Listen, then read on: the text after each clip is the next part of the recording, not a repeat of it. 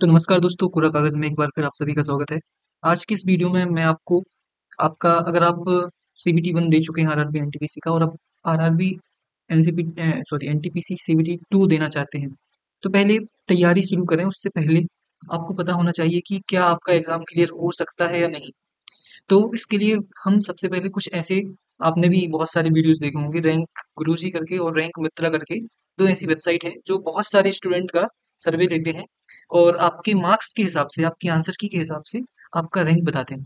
तो अगर आपकी रैंक आपको लगती है कि आप उस क्राइटेरिया के अंदर हैं या फिर 10 से 15% लोगों के बीच में आप हैं, टॉप 15% लोगों में हैं, तो आपको आरआरबी एनटीपीसी सीबीटी 2 की तैयारी स्टार्ट कर देनी चाहिए। तो इसके लिए सबसे पहले आपको क्या करना है, आपकी जो आंसर की है, आप देख सकते हैं ये मेरा आंसर की है, तो उसकी आपको लिंक यहाँ से क्या कर लेनी है, कॉपी कर लेनी है, कंट्रोल प्लस सी करके आपको यहाँ से रैंक कॉपी कर लेनी है। रैंक जो ये लिंक है ये कॉपी कर लेनी है। फिर इसके बाद आप यहाँ पर 2 वेबसाइट हैं। सबसे पहले मैं रैंक गुरुजी करके जो वेबसाइट है, उस पर डेटा देखूँगा कि इसमें मेरी रैंक क्या है। तो इसके लिए आप जैसे ही अंदर जाएँगे और फर्स्ट ही लिंक पर को ओपन करेंगे, तो यहाँ पर आपको कंट्रोल प्लस भी करना है, जो आपने अभी लिंक कॉपी की है उसको यहाँ पर पेस्ट कर दीजिए। अपनी जो भी आपकी कैटेगरी है वो चूज़ करिए। फिर ज़ोन भी बताइए कि किस ज़ोन से आपने एग्ज़ाम फॉर्म फिल किया था और बस यहाँ पर आपको सबमिट कर देना है।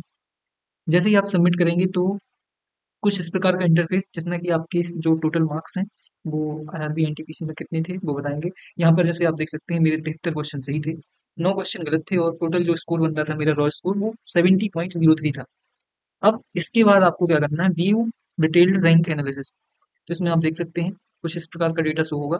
इसमें आपकी रैंक, जैसे मेरी रैंक है यहाँ पर 2,21,059 लोगों में 17,475 दिख रही होगी आपको। और कैटेगरी में देखा जाए तो 4,000 समथिंग मेरी रो रैंक है।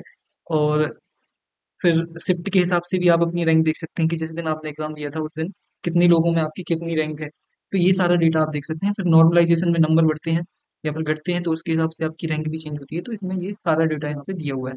अब यहाँ पर जो डेटा है, सर्वे है, यहाँ आप देख सकते हैं 2,21,000 लोगों ने अभी तक इसमें अपना सर्वे किया है या फिर अपनी कॉपी चेक की है या फिर अपनी लिंक पेस्ट की है। जबकि अगर रैंक मित्रा की बात करें तो यहाँ पर बहुत सारे लोग जिन्होंने आरआरबी एनटीपीसी का एग्जाम दिया होगा, उनका डेटा यहाँ पर आपको मिल जाएगा। तो अगर आप अपनी सही वाली जो रैंक देखना चाहते हैं तो उसके लिए मैं आपको सजेस्ट करूंगा कि रैंक मित्रा पर आप अपनी रैंक चेक करें। उसके लिए आपको क्या करना है, रैंक मित्रा वेबसाइट पर जाना है और पहली ही लिंक को ओपन करना है। जैसे ही लिंक ओपन करेंगे यहाँ पर भी आपको सेम लिंक पेस्ट कर देनी है, आपकी आंसर की कैटेगरी और यहाँ पर जो भी इम्पोर्टेंट डेटा है वो यहाँ पर आपको फिल करना है, मेल जो भी है।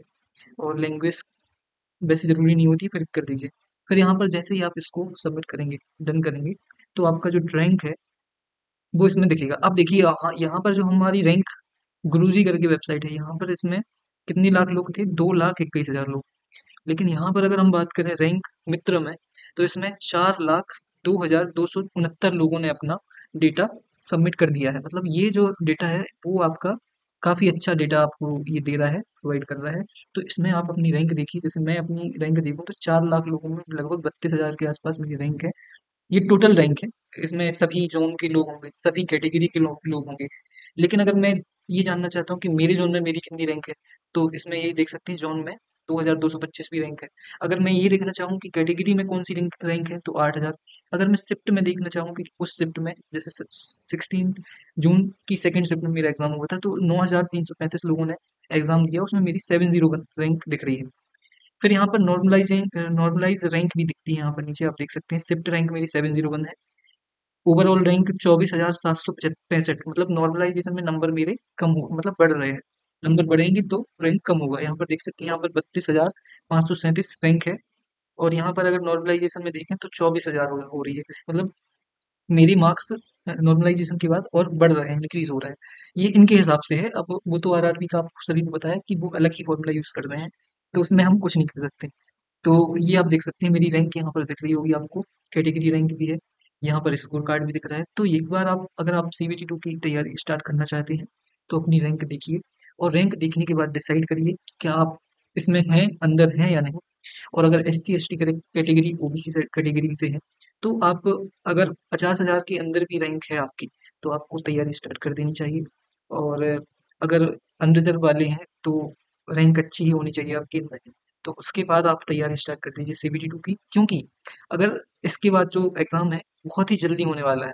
जैसे ही अंडर ग्रेजुएट लेवल का एनटीपीसी कंप्लीट होगा, उसके जस्ट बाद 1 महीने का आपको टाइम मिलेगा और इसका जो सीबीटी 2 है वो आरआरबी ले ही लेगा किसी भी हालत में। तो आपको तैयारी आज से मतलब अभी से स्टार्ट करनी पड़ेगी और उसके लिए बिल्कुल टाइम नहीं देना, मतलब खराब नहीं करना पड़ेगा। तो बिल्कुल लग जाइए अपनी तैयारी में और जुड़े रहिए मेरे साथ कोरा कागज़ पर ऐसे ही वीडियोज़ देखने के लिए, और लाइक, शेयर, सब्सक्राइब करना ना भूलें।